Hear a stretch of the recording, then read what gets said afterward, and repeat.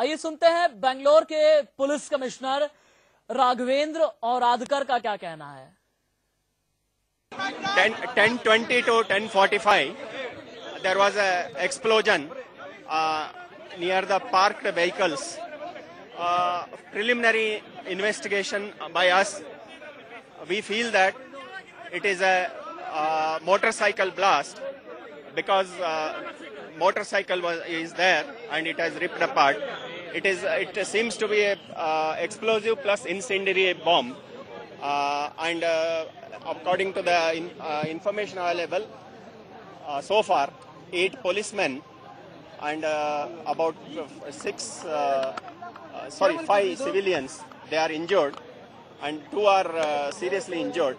They are all in hospital, and we are finding out if anyone else is also injured and found in neighboring hospitals, etc.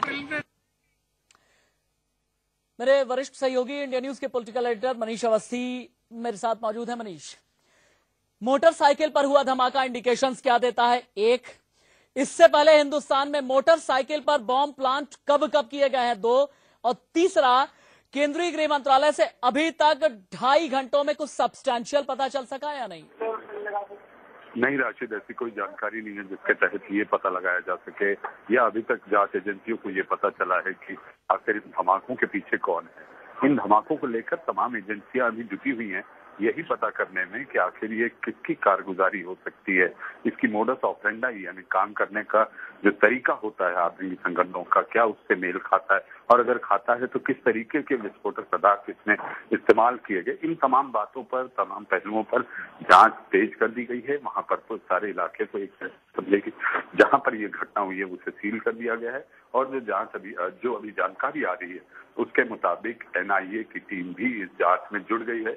Hyderabad से भी एक team वहां पहुंचने की बात, इसकी भी जानकारी हमें आ रही है कि हैदराबाद की भी एक ATS टीम, कर्नाटक की ATS टीम, कर्नाटक पुलिस और इसके साथ साथ खुफिया विभाग जिसका कि दफ्तर बेंगलुरु में है, उनके भी अधिकारी मौका वारदात पर पहुंच चुके हैं। राशि, मनीष आप रहेंगे मेरे साथ। एक और एंगल है इस धमाके का, वो मैं बताता हूं अपने दर्शकों को। बीजेपी दफ्तर के बाहर आज 17 अप्रैल को ब्लास्ट हुआ है। आज से 3 साल पहले साल 2010 में भी ऐसा ही धमाका हुआ था। जगह था चिन्ना स्वामी स्टेडियम। ऐसे में सवाल उठना लाजमी है कि आखिर बेंगलोर में ब्लास्ट का ये 17/4 का यानी 17 अप्रैल का कनेक्शन है क्या?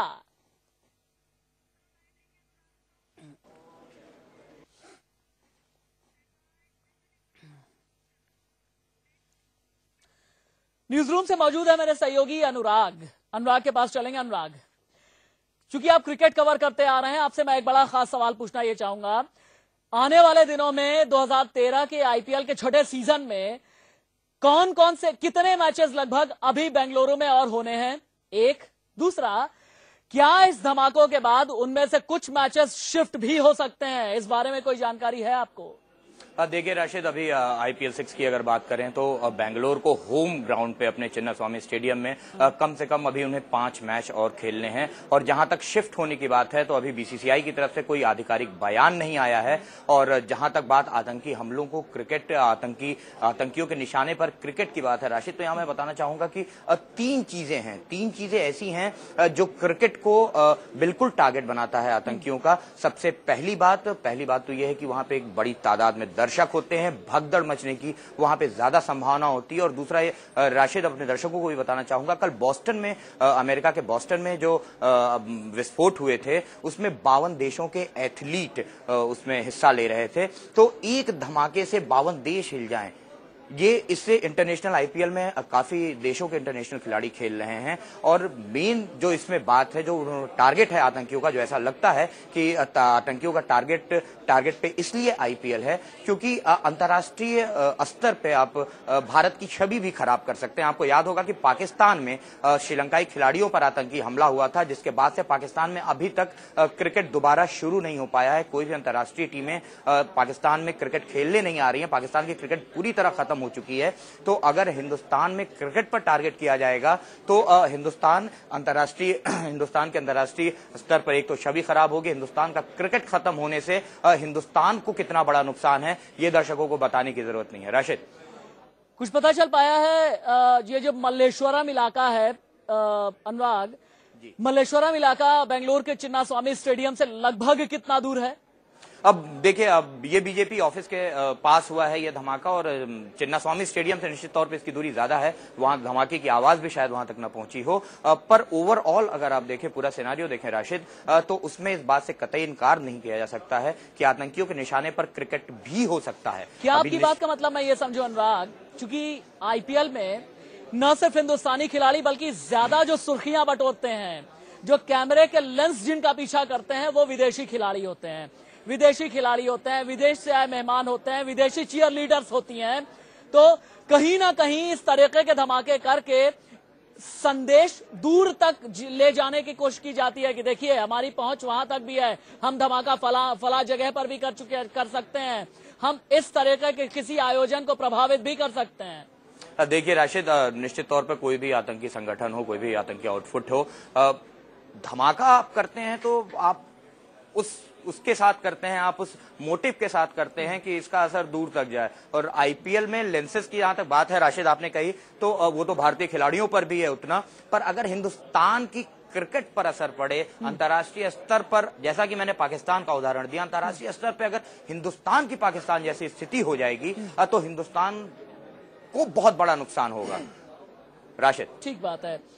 दूसरा मुझे एक बात और बताइएगा, चूंकि ऑस्ट्रेलिया से आए हुए खिलाड़ी हैं, वेस्ट इंडीज से आए हुए खिलाड़ी हैं, श्रीलंका से आए हुए खिलाड़ी हैं, यानी मुख्तलिफ देशों से हिंदुस्तान में आईपीएल खेलने के लिए खिलाड़ी आए हुए हैं।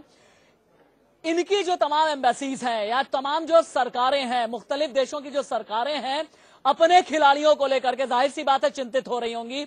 इस लिहाज से क्या कुछ खबरें आई हैं? एक, क्या आईपीएल कमिश्नर की तरफ से कोई औपचारिक बयान आया है? दो, और तीसरा, 2010 में आपको याद होगा जब चिन्नास्वामी स्टेडियम के बाहर धमाका हुआ था, उसके बाद 2 मैचेस, चिन्नास्वामी स्टेडियम के 2 मैचेस मुंबई शिफ्ट किए गए थे। तो ऐसी भी कोई आशंका? आशंका से तो बिल्कुल इनकार नहीं किया जा सकता है राशिद, पर बीसीसीआई की तरफ से पहले सवाल का जवाब देना चाहूंगा। बीसीसीआई की तरफ से अभी कोई आधिकारिक बयान नहीं आया है। दूसरा, शिफ्ट होने वाली कोई बात नहीं है, आईपीएल कमिश्नर की तरफ से कोई बयान नहीं आया है। और जो मुख्तलिफ देशों के खिलाड़ी यहां पर खेल रहे हैं, तो जब मुंबई पर आतंकी हमले हुए थे उसके बाद इंग्लैंड की टीम वापस लौट गई थी। ऑस्ट्रेलिया ने बोल दिया था अपने खिलाड़ियों को कि अभी वहां पर दौरा न करें, और कुछ खिलाड़ी ऑस्ट्रेलिया के आए भी नहीं थे। ये अभी उतना बड़ा इसका असर इसलिए नहीं माना जा रहा है क्योंकि पिछली बार जो राशिद आप बता रहे थे 2010 में वो चिन्नास्वामी स्टेडियम के सामने बम ब्लास्ट हुआ था। हाँ। और उसके अलावा जो बात है कि अभी तक किसी भी देश के दूतावास या किसी भी देश की सरकार की तरफ से कभी अपने खिलाड़ियों को या क्रिकेट बोर्ड की तरफ से अपने खिलाड़ियों को ऐसी कोई इंफॉर्मेशन या ऐसी कोई जानकारी या ऐसी कोई चेतावनी नहीं दी गई है। और अभी आईपीएल पे फिलहाल खतरा नहीं दिख रहा है। जैसे जैसे जांच आगे बढ़ेगी आगे की खबर आपको देंगे। आपको